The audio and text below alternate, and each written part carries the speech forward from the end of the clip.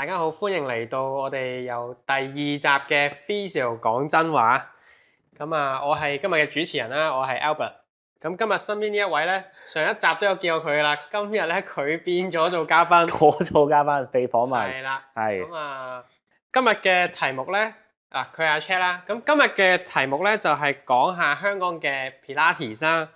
咁講下一啲迷思啊，講下呢一個行業係點樣樣。咁點解請佢嚟講咧？就係因為咧呢條友咧，佢除咗做物理治療師之外咧，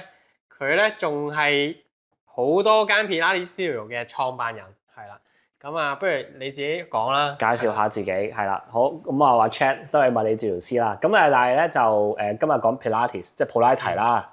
咁我哋就有6個 location 就係 Pilates。咁主要就係做器械普拉提嘅，咁就包括係核心床啊 Reformer 啦，咁同埋亦都有group class 為主嘅，即係主要係啲小組訓練。咁另外就有1對1嘅 Pilates 嘅 training，咁就係即係器械即係 equipment 咯，我哋話咁有好多唔同嘅器械嘅，即係有 chair 啦、cadaver 啦，即係咁樣咯，係啦。咁所以其實佢都係有 group class 之餘，其實都係有唔同嘅 form of，即係一啲有1對1咯，有私人 class，有 group class 咁樣咯。其實我哋仲有有物理治療師做嘅 Pilates session， 即係復康普拉提，咁就係由物理治療師去做嘅咁樣咯。係，所以即係聽落都係個範疇都好廣嘅喎。係啦，咁你本身你 physio 啦，咁你可唔可以講下其實當初點解會踏上咗呢條路咧？即係點解會無端端開咗 Pilates 嘅咧？其實就呢個就事緣係3年前啦，2022年。咁嗰陣時，我太太咧，咁佢就上緊呢個Polestar 北極星嘅 Pilates 嘅課程啦。咁其實佢一開始上呢個課程都係即係中意進修啊，裝備自己咁樣咯。係啊，咁即係佢本身係一個健身教練嚟。咁然之後咧，佢有一日，我哋行下，佢突然之間就話：即係嗰陣時3年前咧，真係佢話九龍區好似冇乜 Pilates Studio 喎，即係冇乜專做器械訓練嘅 Pilates 嘅中心喎咁樣。咁其實我係一個物理治療師，但係其實我係有啲流住商人嘅血嘅，即係我由細到大都幾熱衷去做生意。咁所以 that's why 我做物理治療師，我開 clinic 啦咁啊。咁所以即係喂唔係喎，物理治療加 Pilates 有得做喎，同埋你九龍區冇咁即係未。即係叫做咩啊？呢個市場咯，南海市場喎，即係冇人同你競爭喎。啊，仲有嗰陣時咧係咩咧？嗰陣時其實係22年啊，其實仲疫情緊嘅。咁嗰陣時個 gym 都係間唔中封下，但係去到22年咧嗰陣時，差唔多其實已經叫做好似差唔多完啦咁樣，係啊。咁所以就喂有咁個太太有呢個 background，咁佢有同學噶嘛，咁佢咪拉埋啲教練一齊，不如試下開間鋪啦咁。咁然之後就所以喺22年，咁我哋就開咗第一個嘅 location， 就係喺佐敦嘅第一間 Pilates 中心，就主要係做group class， 都有一個好細嘅1對1做 private training， 即係1對1訓練嘅地方咁樣咯。咁唔好大啫，即係大概1000零尺咁樣係啦。都幾 pack 嘅，係啊，咁但係又麻雀雖小，但係五臟俱全咁樣咯。咁一直就到而家慢慢再發展落去咁樣咯。咁啊 Chat，我又想問下啦，咁當初你開鋪嘅時候，其實你點樣平衡咧？因為我知你嗰陣時都即係而家都係啦，你都係有一邊去睇症啦，然後又要處理開鋪嘅事務。咁你嗰陣時係點做到咧？嗰陣時，哇！其實諗翻嗰陣時，其實都〜我自己就覺得自己係一個比較 hustle 嘅人嚟嘅，即係如果我想去做嗰件事情咧，咁基本上我就係會全心去投入，我唔會諗話辛苦啊定係點啊咁樣。所以其實嗰陣時其實你可以話點樣平衡，就某程度上犧牲咗少少一啲休息嘅時間咯。咁我嗰陣時仲記得，其實我仍然係1至6都有 clinical 嘅，係啦，即係我而家即係5日啦，我嗰陣時甚至6日 clinical。咁但係其他嘅時間，即係可能我完咗 clinical 嘅時間，夜晚咧，咁我就係去預備即係開鋪嘅事情啦。我仲記得即係我有一晚可能佢夜啦11、2點，我仍然係處理緊嗰個新 studio 個網站啦。咁又另外就係處理佢背後嗰個營運系統啦，即係我哋做一啲 subscription，透過一個營運系統去管理啲客人學生去 book 堂啊，去做購買啊，成個過程。咁就所以嗰段時間係而家都唔係好記得嗰陣時係點啦，但我印象中我又覺得唔係話好辛苦嚇，因為即係當然就係有好多人去幫手啦，即係有同事嘅幫手啦，有太太嘅幫手啦。嗰陣時我哋去 source 嗰啲 Pilates 嘅機啊，咁佢哋幫手俾好多意見啊咁樣。咁我亦都即係譬如 construction， 即係嗰間鋪裝修嗰啲，我唔理嘅，即係我揾個身邊嘅好朋友去幫手，就全心即係信晒佢啦。你總之我搞掂。我記得嗰陣時裝修，我落過幾多次睇嗰個 site 咧，應該嗰2-3個月嘅時間，其實我約落個 site 真係可能2-3次嘅啫。即係可能好多人，我身邊識好多人咧，佢做生意啱啱開鋪咧，佢哋可能第一佢自己落手裝修啦，自己油啊，自己鋪地氈啊，自己買機，好多嘢一手一腳。咁我嗰陣時即係冇呢個時間，咁我就真係揾一個信得過嘅人，就所有嘢交晒俾佢，係啦。咁你話嗰陣時點兼顧？我諗最大即係就2樣嘢咯。第一就係乜可以俾嘢人幫手嘅就俾人幫手，咁但係當然有啲嘢一開始係要自己去 set up 嘅，即係有啲嘢係你自己想有嘅，即係譬如個 website 嘅內容啊，嗰個系統營運啊咁樣。咁第二樣嘢就係冇嘅，其實你想 achieve 嗰啲嘢咧，就基本上就做到噶啦，係即係想做咁花多啲時間，犧牲少少休息時間，咁嗰陣時大概就係咁樣咯。係，我有分享少少啦，因為我識咗佢好耐噶啦，即係十幾年噶啦，十幾年噶啦，都10年啦，我諗係10年。呢條友咧係唔使休息嘅，我發覺佢咧想做嗰樣嘢咧，佢就一定要做，同埋咧即係佢有一個優點咧，就係佢好識去揾到一啲幫到佢嘅人啊，係啊，我應該咁樣講啦，即係你好識去可以將一件事去分拆到俾一啲適合嘅人去幫你，然後你就可以將佢整合埋一齊，成為一件好嘅產品或者好嘅服務咁樣咯。我會咁樣形容咯。呢個係都係嘅，係即係我唔會攬住啲嘢做晒咯。係第一，我真係冇咁多時間啦。第二，其實都幾懶嘅，即係呢樣成日覺得哇，你覺得我唔使休息，即係嘅，即係我。但係我因為我做緊自己中意做嘅嘢咧，咁我又唔覺得會好攰。即係譬如我中意睇症嘅，即係所以到而家我到而家我都係好大部分時間都係 clinical 睇症。即係有啲身邊可能覺得你唔使睇咁多啦，但係即係呢樣嘢係我中意嘅嘢，係啦。咁所以我就唔會話好攰。咁至於第二嘢就係我其實係好多嘢唔識，同埋我都懶嘅，我唔好想自己研究嗰啲嘢，係啊，即係我覺得我唔。即係你叫我去油油啊！我跳自己油油，自己開間鋪自己油，算啦。即係我深明一個道理，即係如果咁，我不如慳翻啲時間，我盡心下自己做物理治療嘅嘢，我交俾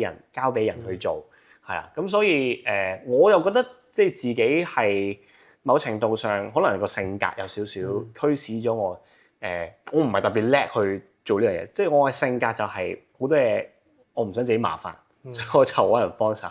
咁樣啫，係啊，但係又即係糊裡糊塗又發覺，咦？呢個其實就好似就係本身去做生意營運嘅時候嗰個都幾重要嘅嘢嘅，即係你唔好所有嘢靠自己，係啊，即係揾到一個適合嘅人去幫你做，即係大家即係輕鬆，你又輕鬆，件事又做得好咁樣。係明白。創業嗰啲問題咧，我哋可能陣間有啲時間再傾。咁我哋翻今日嘅主題喎，即係 Pilates。係。不如你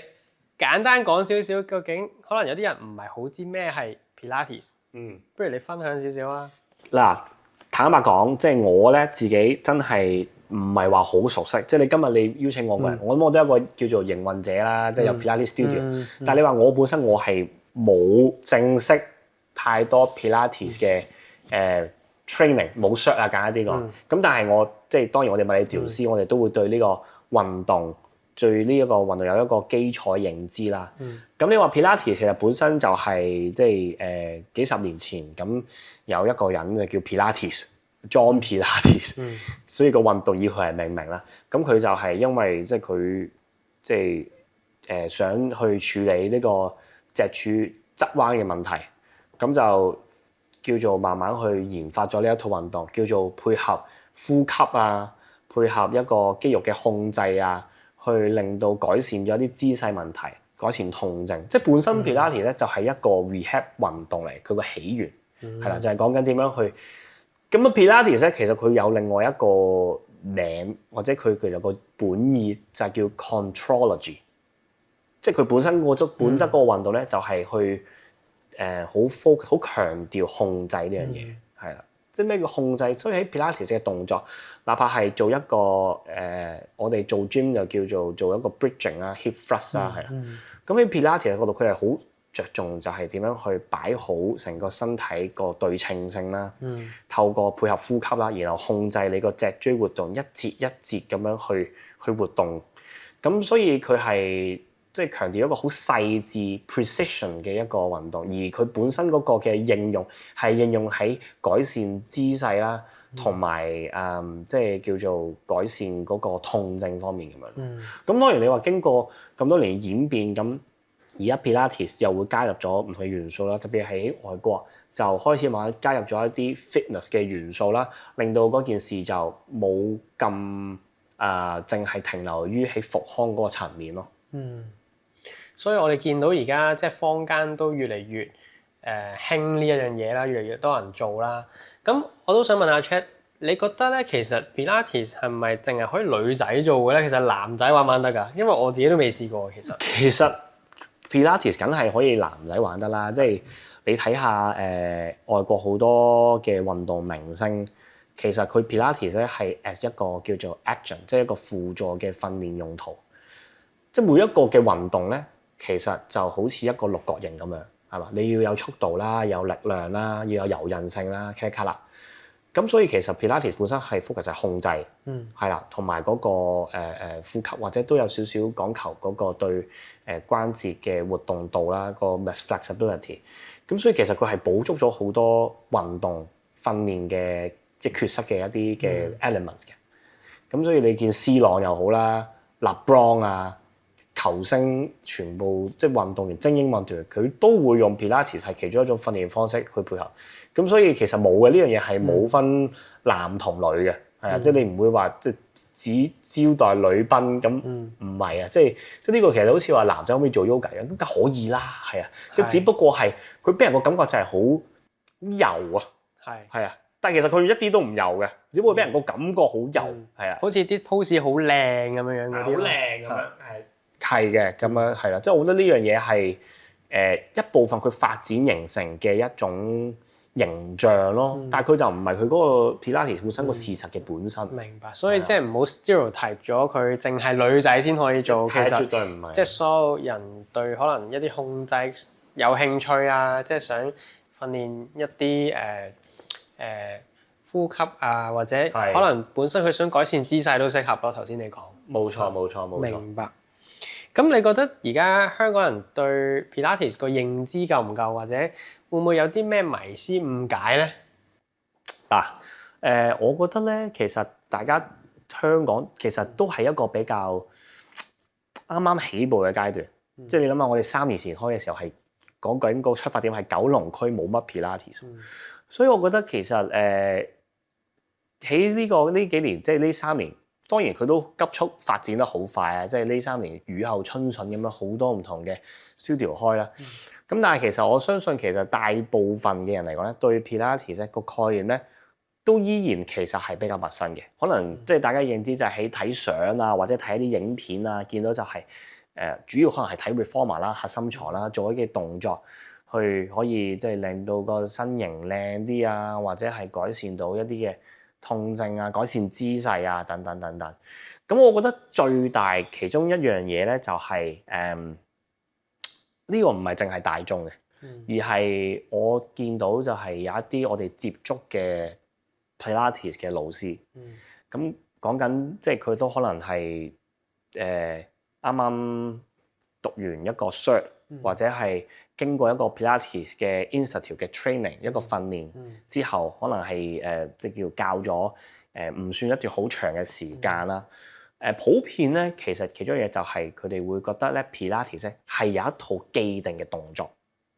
即係你做嗰啲動作咧就係 Pilates 啦。咁如果你唔係做嗰啲動作咧，嗰啲動作就唔係 Pilates。我個人認為咧，呢個觀念咧係錯嘅，係啦。喺 Pilates 嘅一啲訓練嘅institute 裏面咧，即係我哋最主流有兩套啦，即係 Polestar 啦，同埋香港嚟講主要係 Polestar 啦、Stock 啦。咁當然仲有其他，譬如 Balance Body 啊等等。咁佢哋每一套都有佢自己嘅訓練系統，而每一套嘅訓練系統咧都會有佢哋即係喺課程內容入面一啲主要嘅動作係啦。咁大家接觸好多即係會有嘅，譬如係做一啲我哋叫做譬如 Swan Pose 啊、Mermaid 啊，即係佢哋有個名，跟住有個動作咁樣。咁又我頭先就講話，大部分嘅大眾或者教練，可能佢哋會淨知Pilates 就係做嗰啲動作，係啦。咁但係當然喺我哋即係我哋都係物理治療師，或者我哋都知道嗰個Pilates 成個起源，其實基本上佢係一套心法嚟嘅啫，係嘛？即係頭先講就係 contrology， 即係強調肌肉嘅控制啦，配合呼吸啦，達至即係嗰個身體 alignment 提改善啦，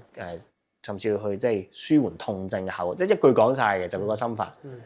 咁所以基本上其實好坦白講，即係你若果你成套嘅動作係着重喺呢一套嘅心法去 develop 出嚟嘅好多動作，其實佢都係可以叫 Pilates 咯，係啦。所以你話 Pilates，你見到有啲叫做 mat Pilates 喺張氈度做嘅，有啲我哋叫做器械 Pilates 就係喺個核心床度做嘅，即係好多唔同嘅器械。但係其實有啲 Pilates 係坐喺張凳度做 chair 啊咁樣嘅 chair， 即係嗰部叫做即係要椅啦，普拉提椅啦。但係就我講緊係真係坐喺就咁坐喺度。咁你透過一啲 movement 強調 control breathing， 佢都係 Pilates， 係啦。咁所以呢樣咧引申咧，其中一樣嘢咧，我覺得幾有趣嘅就係咧，咁我哋咧即係叫做都慢慢開始發展啦，咁就有啲叫做有啲關注啦，咁亦都有接觸好多，出咗名啦，係啦，我認嘅呢件事係嘅，咁亦都即係有好多 Pilates 老師係嚟上堂添，我知道。咁即係都會嘅，即係探下路睇下你呢間係做成點啦咁啊。咁而家聽講脆噶嘛，即係講 flat。咁又有啲即係見過啦，有啲 post 就話即係有啲 studio 咧就做啲動作就唔 Pilates 啊。即係話你唔正宗。唔正宗。係。即係你都知佢含沙射影，某程度上都係講緊自己㗎啦咁啊。咁你又會即係就覺得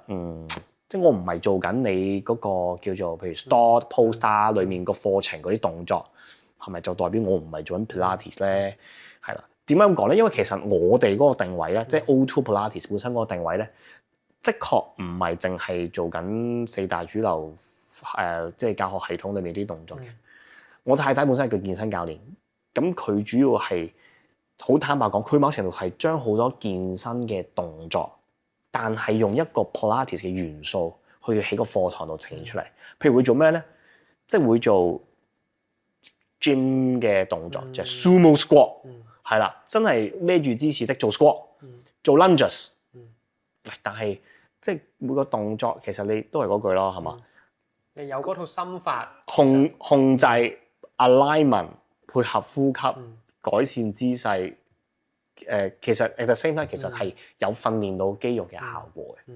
係啊。咁所以即係我覺得呢樣係其實亦都係外國好多 Pilates studio 嗰個趨勢，係啊，英國啊、澳洲啊，都唔係淨係話停留喺某啲動作就點，佢都係某程度上慢慢加入好多一啲 fitness 嘅元素，但係用緊 Pilates 嗰個心法去 deliver 成個 class 出嚟咯。我咁形容咯，即係其實即係可能老師去上堂嘅時候，咁佢一定要教你一套武功㗎嘛。係。咁所以嗰套武功咧就啲老師就會以為我一定要咁樣打。咁但係其實咧，你學咗套武功，你有套心法，其實你可以自己再無限咁樣變化出嚟。張無忌咁樣。係啦，即係我 get 到嘅嘢就係咁樣咯。其實係嘅，係啦，即係呢套運動其實都係人去研發出嚟嘅啫嘛，即係佢唔係好似籃球，你打個波要射咗個籃就叫打籃球，即係唔係嘅，即係其實本身佢成套動作都係有呢個咁樣嘅心法去演變咗唔同好多嘅動作出嚟。或者咁講啦，即係如果有一個動作可能對於某一個人嚟講係會幫到佢，但係可能如果佢有痛咧，又未必嗰個動作又幫到佢噶嘛。係。咁所以其實你都唔可以用同一個原則去 apply 晒落冇錯，所有人身上咯。我自己冇錯，咁樣去理解呢件事。咁頭先你有提到咧，你哋 studio 有一啲1對1嘅堂啦，咁有啲又係有 physio 嘅1對1嘅堂啦。咁其實係點樣分嘅咧？即係究竟咩人適合去揾 physio 去做 Pilates？有啲咩人係適合就咁做 group class 或者就咁做一個唔係 physio 嘅 Pilates 咧？嗱，咁我諗即係大家物理治療師，大家都會明，其實物理治療師本身個專業最有價值嗰個地方就係去分析個問題，同埋揾出嗰個問題嘅根源啊嘛。係啦，咁呢樣嘢真係同我諗特別係針對有痛症嘅 population 咯，係啦，或者係有一啲長期姿勢問題，係啦。咁我諗就係的確我會認為就係物理治療師本身對我哋整個身體，無論係痛症嘅病理啦、肌肉關節嘅結構啦，個理解咧相對都係會豐富啲。咁所以我會話，如果即係嗰個嘅客人佢本身係有一個問題，一個痛症嘅問題啦，或者一個即係困擾咗佢呢個內嘅問題咧，其實好多時成個我哋做法嗰個流程就係咁嘅。佢其實可能嚟到佢已經會話，我想揾物理治療師去處理，係啦。咁即係比較複雜啲咯，我會形容係想透過 Pilates 去解決。咁我哋就會安排就係去物理治療師去 attend 佢咯。咁因為當中其實就比較多一啲叫做臨床嘅一啲判斷啦，或者係做一啲 assessment 啦。咁嗰啲就係即係 relevant 多少少本身佢嘅痛症本身係啦，可能好多唔同嘅測試啊，或者係理解翻佢背後嗰個日常生活點樣去影響佢而家個痛啊、姿勢問題啊。我會形容係比較複雜啲啦，或者係有一個長時間痛症問題，或者個客人本身已經知道嘅，其實佢就可能都做過好多運動，佢解決唔到，咁佢就可能會一嚟就 request 我想揾物理治療，係啦。咁當然即係大部分，如果佢冇任何一啲大嘅痛症問題啊，咁佢其實好多時我哋就會安排就係一個 Pilates 嘅教練去俾佢咯。係啊，咁當然我唔係話一有痛症就一定係揾物理治療師，即係絕對唔係，因為其實本身普拉提教練都有一個一定嘅 training 去分析佢個姿勢問題啦，亦都識得去點樣去透過 Pilates 咧去改善緊佢一啲即係譬如簡單嘅姿勢或者痛症問題嘅。咁但係我會形容即係嗰件事係 more on training 咯，係啦，可能佢有啲想改善體態啦，有啲可能係想即係改善佢嘅一啲亞健康狀態，即係可能純粹覺得寒背啊，或者成日都覺得翻工啲緊啊，係啦，咁就會係直接唔需要揾到去醫療專業咯，物理治療師，即係只要去一個普拉提教練都已經可以幫到佢啦，咁樣。所以即係話，如果係有一啲比較即係 disturbing 啲嘅唔舒服，或者一啲痛症係需要用到 Pilates， 就建議揾翻物理治療師去做 Pilates 咯。但係如果係一啲亞健康嘅問題，就可能普通普拉提教練都可以即係都已經好好一個效果，都可以幫到。冇錯。咁因為我哋喺 Pilates Studio 嘅物理治療師，佢都會做少少一啲即係我哋臨床嘅嘢嘅，即係都會做少少手法啊，甚至都有做針灸啊咁樣嘅，係咯。咁所以嗰個 scope 又會有啲唔同咯，即係本身嗰個目的啊，或者係去處理個問題，本身性質上有啲唔同。即係一個係比較wellness 啲嘅嘢啦，一個就係真係治療性質多少少咁。可以咁樣講咯，可以咁樣睇。明白。好，咁頭先你提到即係有 physio 啦，咁有教練啦，咁你覺得其實大家係點樣互補啊？即係因為佢哋兩個都同時存在噶嘛，係啦。其實即係唔係淨止喺 Pilates Studio 教練嘅，即係嘅物理治療師嘅，即係我哋啲教練有時佢都會直接即係將啲客人就 refer 俾我，咁就我哋都有好一部分嘅客人係咁樣嘅。咁我諗最主要其實係有時候佢哋嚟到揾我哋咧，都唔一定係有一啲痛症，咁但係咧佢有一啲比較困擾咗佢耐嘅問題，影響咗佢訓練其中一部分係啦，即係譬如佢會覺得 complain 就係覺得個肩胛骨控制得唔係咁好，有啲項目即係令佢控制肩胛骨唔好，而佢可能經歷咗好一段時間嘅 Pilates 嘅訓練咧，佢都覺得唔能夠改善佢呢一個問題，都覺得用力用得唔好。咁我哋喺我哋嘅臨床嘅判斷，我哋就會見到就係佢因為個姿勢嘅問題啦，或者各樣痛症嘅原因啦，其實令到佢咧出現有啲 muscle imbalance 嘅，即係講緊肩胛骨周邊有啲肌肉係發唔到力，有啲肌肉比較緊啲。咁呢啲情況，我哋喺物理治療角度咧就可以透過手法啦、針灸啦，加一啲簡單嘅我哋叫做activate 嘅 exercise， 啟動翻佢嗰啲用唔到力嘅肌肉。咁幫咗佢之後咧，佢再去做翻嗰個 Pilates 嘅訓練咧，咁佢就會感覺事半功倍好多啦。呢個第一部分人啦。咁另外一部分咧，其實佢就係真係有痛症，突然間有痛症，而令到佢唔能夠去翻即係做翻佢以前 Pilates 嗰個訓練個強度，即係直接影響個痛症，影響佢做運動。咁亦都會直接嚟去揾我哋咯。咁我哋亦都會即係喺做到咁上下處理咗痛症，佢要翻去做 Pilates 嘅時候，都會同教練去簡單去講聲，即係佢可以點樣去練啊，或者同我客人講，我哋可以即係有啲咩注意嘅事項咧喺個訓練上面。咁其實呢樣嘢，我覺得係對於某部分我哋嘅客人嚟講咧，其實係一種表現到我哋專業性嘅一個關係嘅。即係我哋 Auto Pilates 本身有同物理治療診所去有一個聯繫，係你有訓練有受傷，我哋可以幫到你；你訓練有困難，我哋幫到你；或者係你覺得對訓練冇信心，我哋亦都可以幫你做一啲嘅治療，執正你副計先。跟住你真係要用嘅肌肉用到啦，你再去做 Pilates， 咁嗰件事就你唔會覺得哇點好似做極都冇效果啊，事半功倍好多咁樣咯。明白，我都好深刻。我自己咧本身都有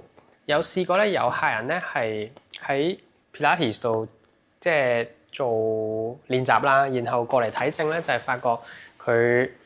即係唔係好發到力，即係做極都冇進步咁樣。咁然後即係我哋去幫佢做完治療之後咧，佢再翻去咧，其實即係嗰個運動表現會有所提升咯。所以我都好明白你所講，其實大家個角色個定位有少少唔同啦，然後其實大家係互補緊咯，成件事。冇錯冇錯。當然，因為我哋睇一個病人，我哋物理治療師都唔會話要佢一年都嚟覆診噶嘛，即係呢個係唔可能噶嘛，同埋佢都唔會想過嚟見你啦。所以咧，就如果佢有一個運動可以令到佢可以維持到一個運動嘅習慣，其實我都會更加願意去叫啲客人可能好返啦，咁不如你都去玩 Pilates 啦，對你有幫助，對你個身體有一個好正面嘅影響嘅喎，咁樣咯。我覺得Pilates 咧係一個幾好叫做即係佢本身係一個復康運動，但係佢亦都可以即係有一個強度去提升返身體肌肉啊、關節各樣嘅健康，係啊。咁我覺得幾好，其實佢係一個銜接 bridging 嘅一個運動嘅選擇咯。即係有啲人佢可能冇乜點樣做開運動，佢成日腰背痛咁樣，跑步咁樣得唔得咧？可能得，但係其實佢你知道有啲病人其實佢係如果佢冇痛就即刻去跑，佢容易 overload 嘅，佢容易過勞嘅。咁係變咗即係 Pilates 係一個幾好嘅選項，就係佢可以冇痛 OK 嘞喎，我可以開始試下做一啲運動，起碼有一個運動佢建立咗一個習慣先。而 Pilates 係嗰個強度或者個 loading 係容易控制，係我會咁樣形容咯。所以佢係一個幾好，我哋叫做銜接緊過渡緊係啦，由佢有痛症有唔舒服，到佢做翻運動係啦，我哋都會建議其實佢係一個好嘅選擇，所以就變咗的確係嘅，即係唔係淨止我哋物理治療師補足緊 Pilates 教練，而係調翻轉，即係 Pilates 呢個運動，Pilates 嘅教練亦都其實補足緊我哋成個復康嘅進程，咁樣咯，係啊，即係譬如十字韌帶，十字韌帶其實用好多 Pilates 嘅，即係唔一定係，即係你諗下我哋即係三四個月先可以跑到步，係啦，4、5、6個月先可以打翻波咁，中間係咪就冇運動可以做咧？咁 Pilates 就係一個好好嘅 option 可以去銜接緊呢件事咯，我覺得。嗱，頭先你都講得好啦，即係一啲運動員受咗傷之後，佢哋可以作一個過渡階段去訓練啦，做 Pilates。咁我都諗到咧，有啲其實我曾經有試過都 refer 一啲即係大肚嘅媽媽，咁佢哋都去做 Pilates 咯。係㗎，pre-postnatal 即係產前產後都多嘅，甚至即係有啲會諗就係我咪 prenatal 即係產前就唔可以做運動咧，其實絕對唔係嘅，只不過係你有啲動作你去叫做避免或者注意小心咧就 OK。咁呢樣其實大部分 Pilates 教練都有 training 呢度，即係譬如你會知道產前如果佢可能有一啲特別嘅情況，譬如胎盤前置啊等等，就一定要諮詢咗醫生意見先啦。咁其實大部分情況佢其實過咗呢個第一個 trimester， 即係頭3月之後，佢基本胎盤穩定咗，佢喺醫生嘅同意下，其實大部分情況都係可以做 Pilates 維持翻個體能啦。即係講緊我太太嗰陣時咧，佢即係 keep 住都有教 Pilates，都有做 Pilates 啊，佢有做 gym 添啦。即係講佢都冇停嘅，even 係去到佢生前1個星期，係啊。咁所以亦都因為係咁咧，其實佢成個即係懷孕嗰個過程咧，因為做咗運動啊，Pilates 亦都幫佢其實係舒服咗嘅，即係成個生產嘅過程都會舒服咗咯。咁我唔敢講，因為我唔知如果佢冇做係點，係我唔敢講，係啊。研究係講一定係有幫助嘅，即係研究一定係講緊運動可以幫佢減少即係生產嘅一啲併發症啊 complication 會係嘅，亦都會減少佢一啲痛症。咁我哋Pilates Studio 都有都即係唔會話好多啦，但係都有咯，都有好多即係有大肚嘅客人就 keep 住嚟訓練咁樣咯，係啊。咁可能有啲嘢注意啦，即係譬如有啲譬如 flexion 即係做啲彎捲腹嘅動作，可能唔係要留意，即係未必可以做啦，因為有一個增加嗰個叫腹直肌分離嘅。呢啲全部即係只要你知道有呢一個風險，你留意注意到有啲動作你知道唔做，咁好多動作都可以做噶嘛。咁其實就冇問題。明白。特別係產後修復，亦都係非常之重要嘅。即係直情係好多研究都講，產後你做 Pilates， 你係可以叫做修復嗰個子宮啦，或者係減少腹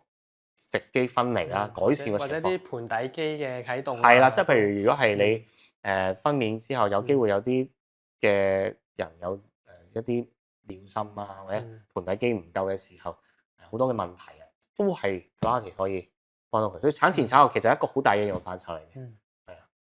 所以咧，即係頭先我哋都講咗好多唔同嘅人士啦，即係男女啊、運動員啊、即係孕婦啊或者媽媽啊嗰啲，全部都可以做 Pilates 啦。咁不如你又分享下你即係你開咗呢個 Pilates 嘅 studio，你有冇一啲好有趣嘅事咧？即係有冇啲趣事可以分享下咧？係啦。我諗最得意嘅咧就係、其實我哋某程度上係將有咁樣。頭先我哋講 target 好多唔同嘅群體啦，但我哋最主要其實係希望想將 Pilates 係大眾化嘅。而大眾化就係講緊你個面向嘅受眾就唔可以停留係頭先講嘅孕婦啊等等。大眾其實佢就係想健康，或者對於有啲人想改善體態、改善姿勢。咁所以其實我哋頭先都話，我哋其實就係將好多 fitness 嘅元素擺喺我哋 studio 嘅課程裏面。咁大家嘅體驗係，我覺得最深刻咧，就係其實我哋係透過 Pilates，我哋唔係淨係講做一個運動嘅。其實我哋裏面亦都係傳遞緊，就係想透過 Pilates 呢個比較叫做大家會容易入口、會願意接觸啲嘅運動，去傳遞緊一啲叫做精神喺裏面。就係講緊你點樣去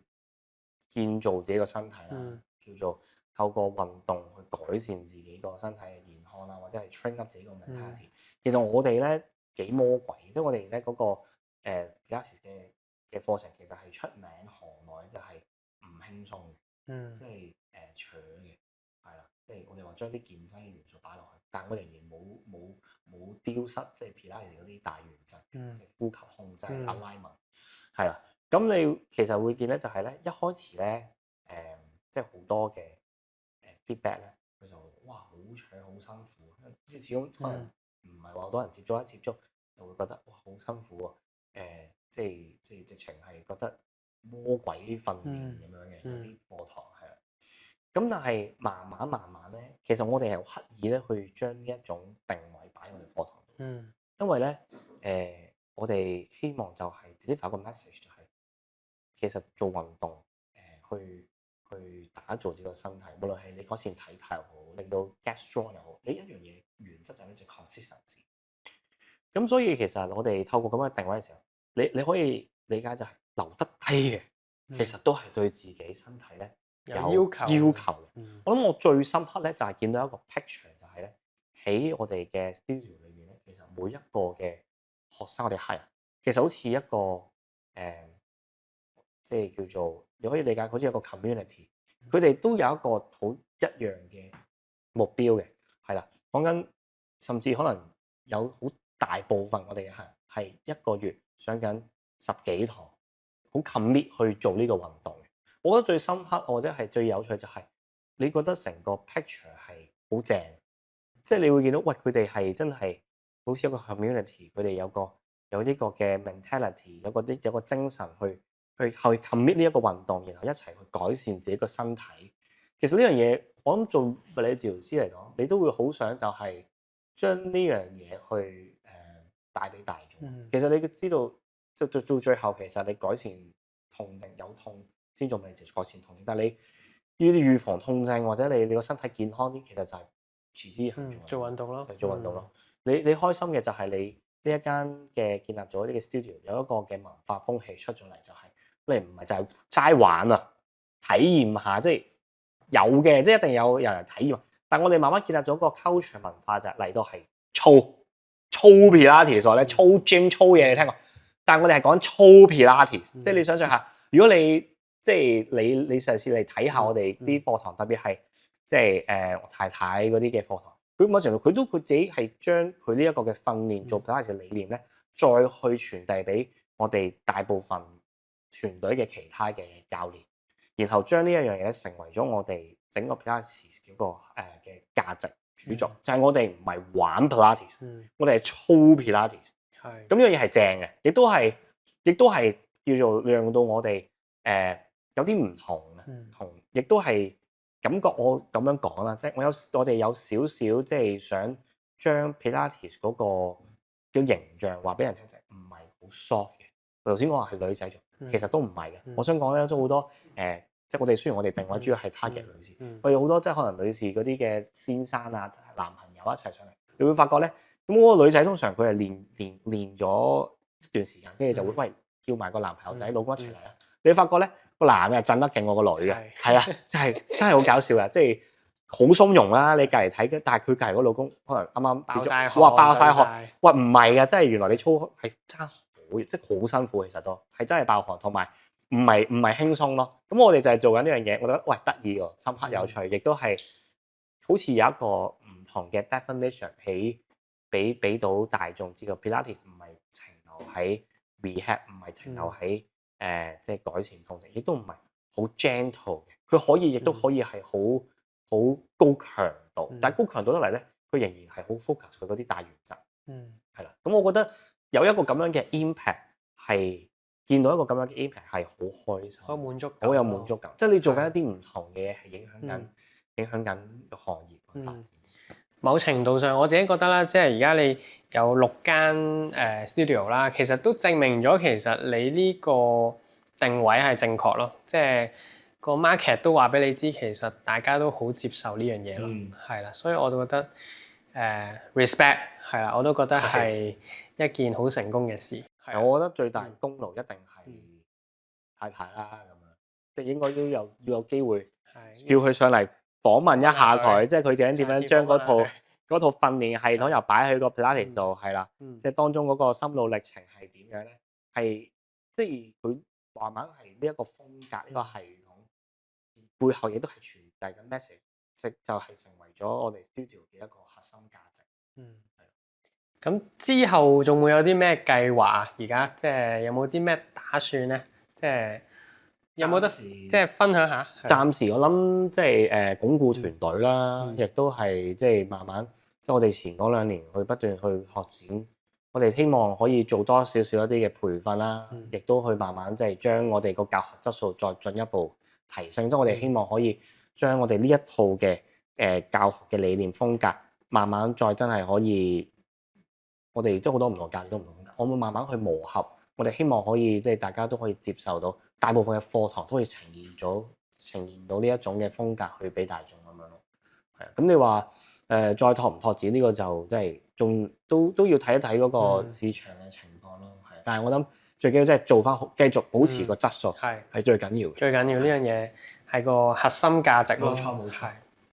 好，咁啊。今日都好歡迎，即係好多謝阿 Chat 會咁樣同我哋去分享佢開 studio 嘅一啲經歷啦，同埋佢講咗究竟Pilates 係啲咩嚟嘅，同埋一啲原來大眾所有人都適合做嘅，同埋大家對 Pilates 原來之前有啲誤解嘅喎，希望即係咁多位聽眾聽完之後都會有所得着咯。咁我哋隔2個星期後咧就會有下一集嘅，咁到時唔好錯過啦。多謝大家，下次再見。好，下次再見，拜拜。好，拜拜。